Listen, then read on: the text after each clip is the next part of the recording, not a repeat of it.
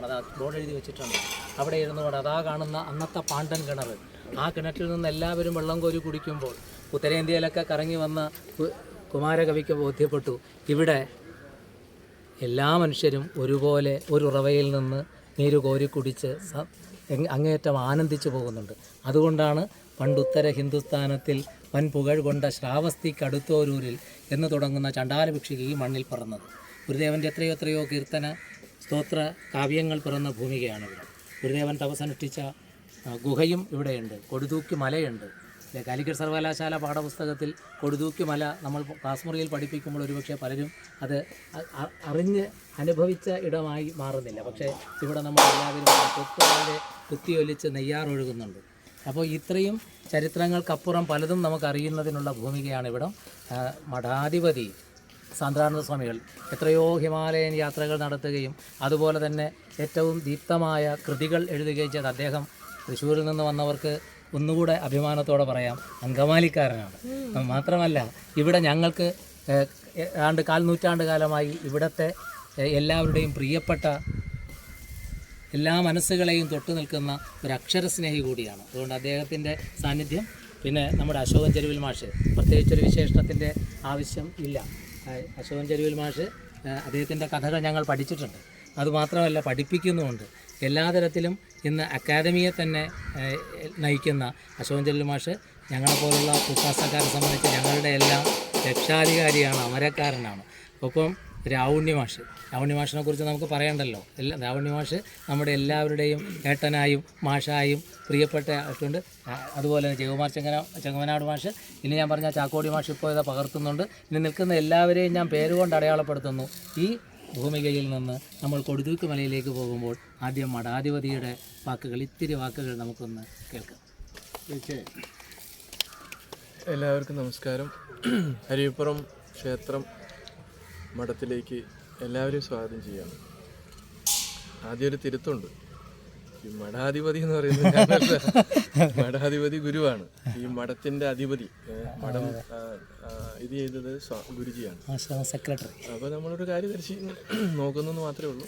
നമുക്ക് അതിൻ്റെ ഏതോ ഒരു പൂർവ്വജന്മ സുഹൃതം എന്ന പോലെ നമുക്കിവിടെ വരാനും കുറച്ച് ഗുരുസേവ ചെയ്യാനുള്ളൊരു അവസരമൊക്കെ ആയി. ഒരു 9 വർഷമായി ഇവിടെ. അപ്പോൾ കുറച്ച് കാര്യങ്ങൾ നമുക്ക് ഭംഗിയായിട്ട് ഗുരു വിശ്രമിച്ച മുറി, അതുപോലെ ആശാൻ്റെ മുറി, ഗുരുവിൻ്റെ മറ്റൊരു പ്രധാനപ്പെട്ട ശിഷ്യനായിട്ടുള്ള ഭൈരവൻ ശാന്തി സ്വാമികൾ, അതുപോലെ പൽപ്പു ഒക്കെയാണ് ഇവിടെ ഈ SNDP യോഗം ഒക്കെ കൂടുന്നതിൻ്റെ ആലോചനകൾ, കാര്യങ്ങൾ. പൽപ്പുവിൻ്റെ അമ്മയുടെ അധ്യക്ഷതയിലാണ് ഇവിടെ ആദ്യമായിട്ട് ഒരു വനിതാ സംഗമം ഉണ്ടായത്. അതേപോലെ കൈത്തറിയും, അങ്ങനെ ഒരുപാട് ചരിത്രങ്ങൾ ഉറങ്ങുന്ന ഒരു ഭൂമിയാണ്. തീർച്ചയായിട്ടും ഒരുപക്ഷെ വന്നവരിൽ പലരും ഇവിടത്തേക്ക് പുതിയ ആളുകളാണ്. പുസ്തകങ്ങളിലൂടെയും ഒക്കെ നിങ്ങൾ പലതും പഠിക്കുകയും ചിന്തിക്കുകയൊക്കെ ചെയ്തിട്ടുള്ളവർ തന്നെയാണ്. പക്ഷേ ഈ നേരിട്ട് നമ്മളിവിടെ വരുമ്പോഴാണ് അതിൻ്റെ ഒരു പ്രത്യേക ഒരു അനുഭൂതി ഉണ്ടാകുന്നത്. തീർച്ചയായിട്ടും കൂടുതൽ വിശേഷങ്ങൾ നമുക്ക് വൈകുന്നേരം ഒന്നിച്ചു കൂടിയിരുന്ന് പറയാമെന്ന് വിചാരിക്കുന്നു. ഇപ്പോൾ നിങ്ങൾ ഈ വെയിലൊക്കെ ആവുന്നതിന് മുമ്പ് ഒന്ന് മലയിലൊക്കെ പോയിട്ട് വരിക. അശോകൻ സാറൊക്കെ ആയിട്ട് ഞങ്ങളൊരു ശ്രീലങ്കൻ യാത്രയൊക്കെ നടത്തിയിരുന്നു. അതിനുശേഷം ഇപ്പോഴാണ് കാണുന്നത്. വളരെ സന്തോഷം. അപ്പോൾ എല്ലാവരും പരിചയമൊന്നുമില്ല, ഭാഷയൊക്കെ അങ്ങനെ കേട്ടിട്ടൊക്കെ ഉള്ളൂ, നേരിട്ട് ചെയ്തിട്ടില്ല. അപ്പോൾ എല്ലാവർക്കും അതിൻ്റെ അനുഗ്രഹം ഉണ്ടാകട്ടെ. മറ്റു വിശേഷങ്ങൾ ഇവിടെ ഓരോന്നും എടുത്ത് പറയാം. അത് വൈകുന്നേരം നമുക്ക് ഒന്നിച്ചു കൂടിയിരിക്കുമ്പോൾ നമുക്ക് പറയാം. നമസ്കാരം. ഒരു വാക്ക് പറഞ്ഞു. ഇവിടെ സാന്ദ്രാനന്ദ സ്വാമി നമ്മുടെ ശ്രീനാരായണ പ്രസ്ഥാനത്തിൻ്റെ മഠത്തിൻ്റെ വളരെ കർമ്മശേഷിയുള്ള സന്യാസിവരെയാണ്. നേരത്തെ പറഞ്ഞില്ല, ഞങ്ങളൊന്നിച്ച് ഗുരു അന്ന് ശ്രീലങ്കയിൽ പോയതിൻ്റെ 100-ാം വർഷം പ്രമാണിച്ചാണ് അന്ന് അവിടേക്ക് പോയത്. ശിവരി മഠത്തിൻ്റെ ജനറൽ സെക്രട്ടറി ആയിരുന്നു സ്വാമികൾ. വളരെ ചരിത്രം, വാസ്തവത്തിൽ കേരളത്തിൻ്റെ തലയിലെടുത്ത് തിരുത്തിയ ഒരു സ്ഥലമാണത് എന്ന് പറയാം. നേരത്തെ വിജുമാഷ് പറഞ്ഞ പോലെ അത് അടിമജനങ്ങൾക്ക് ആത്മാവ് നൽകുകയാണ് ഗുരു ചെയ്തത്. അതിലൂടെയാണ് അവൻ സ്വയം തിരിച്ചറിഞ്ഞത്. പിന്നീട് കേരളത്തെ ഒരാധുനിക ജനാധിപത്യ കേരളമാക്കി മാറ്റിയത്. അതിൻ്റെ തുടക്കം ഇവിടെ നിന്നാണ്, വലിയ തുടക്കം. അതിനപ്പുറത്തോ ഇപ്പുറത്തോ അത്രമാത്രം കൃത്യമായൊരു തുടക്കമില്ല എന്ന് തന്നെ പറയാം. ആ ഒരു സ്ഥലത്താണ് നമ്മളിപ്പോൾ ഇവിടെ നിൽക്കുന്നത്. ഈ ദിവസം മുതൽ നമ്മൾ ഇവിടെ ഉണ്ടായി. വലിയ സന്തോഷം. വൈകുന്നേരം കാണാം.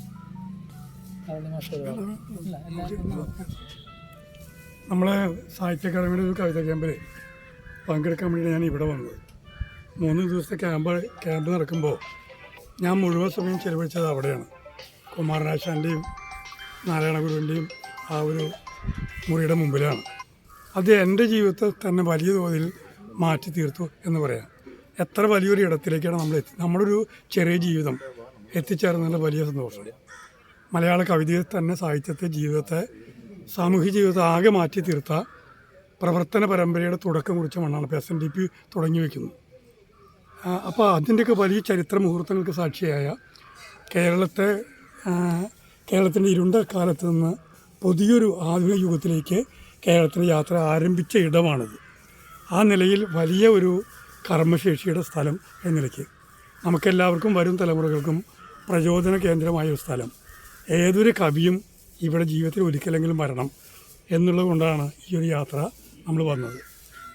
ശ്രീനാരായണ ഗുരു, കുമാരനാശാൻ എന്നിവരുമായി ബന്ധപ്പെട്ട പല സ്ഥലങ്ങളിലേക്കും നമ്മൾ ഇന്നും നാളെയുമായി നമ്മുടെ യാത്ര തുടരുന്നുണ്ട്.